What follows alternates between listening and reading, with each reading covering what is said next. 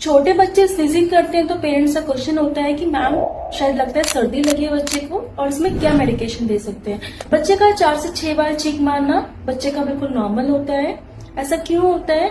बच्चे nasal breather होते हैं।